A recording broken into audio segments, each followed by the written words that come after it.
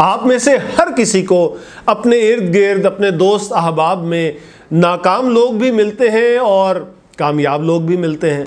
तो मैं इन दोनों किस्म के लोगों को ऑब्ज़र्व करता रहता हूँ, वजह तलाश करने की कोशिश करता हूँ कि जो कामयाब हैं वो क्यों कामयाब हैं, कैसे कामयाब हुए, और जो नाकाम हैं वो क्यों नाकाम हैं।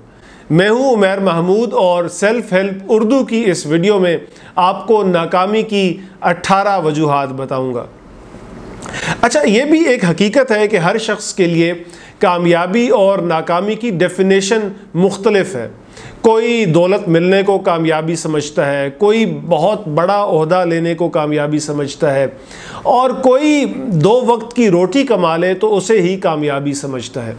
लिहाजा हर शख्स के लिए कामयाबी के पैरामीटर्स मुख्तलिफ होते हैं। मैं समझता हूँ ज़ाती तौर पर कि अगर किसी शख्स को ज़हनी सुकून मैसर है, उसने अपने लिए जो भी गोल्स सेट किए हुए हैं वो पूरे हो गए हैं या पूरे होने वाले हैं, या उनके लिए कोशिश जारी है।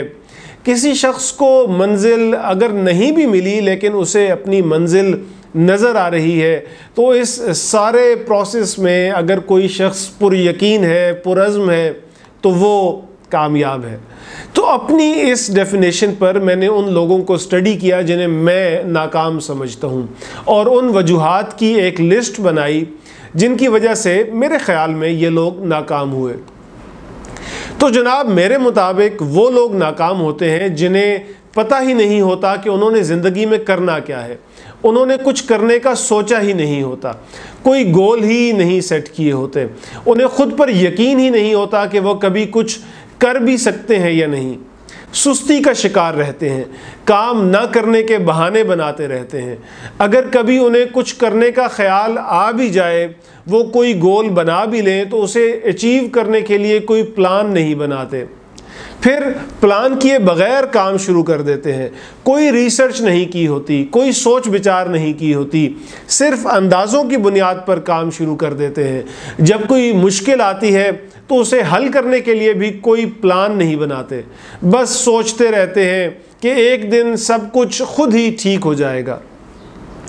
जब सब कुछ खुद ही ठीक नहीं होता तो वो उसकी ज़िम्मेदारी कबूल नहीं करते, अपनी गलती तस्लीम नहीं करते, अपनी हरकतों पर गौर नहीं करते, अपने गिरेबान में नहीं झांकते, अपनी नाकामी के ज़िम्मेदार भी दूसरों को ठहरा देते हैं। जब किसी बंदे को खुद में कोई गलती ही नज़र ना आती हो तो वो उसे कैसे ठीक करेगा। उनमें कामयाबी की ख्वाहिश अगर होती है तो बहुत ज़्यादा शदीद नहीं होती।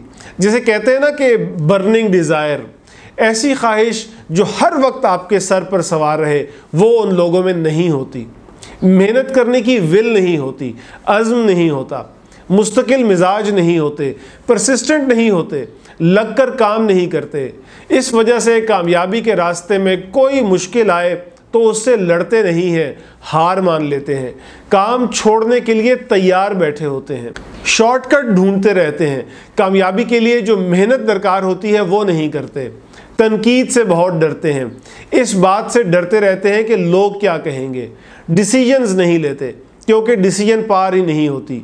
सोचते रहते हैं, उस वक्त तक सोचते रहते हैं जब तक फैसला करने का वक्त गुजर नहीं जाता, और जिस वक्त वो फैसला करते हैं उस वक्त तक बहुत देर हो चुकी होती है। कंप्लेन बहुत करते हैं, उन्हें हर चीज़ से शिकायत होती है, हर चीज़ से मसला होता है, लेकिन उन्हें बस शिकायत ही करनी होती है।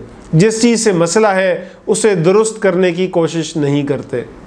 नेगेटिव होते हैं, हर चीज़ का मनफी पहलू तलाश करते हैं। बंदा उनके पास चंद मिनट बैठ जाए तो उसे अच्छा खासा डिप्रेस कर देते हैं।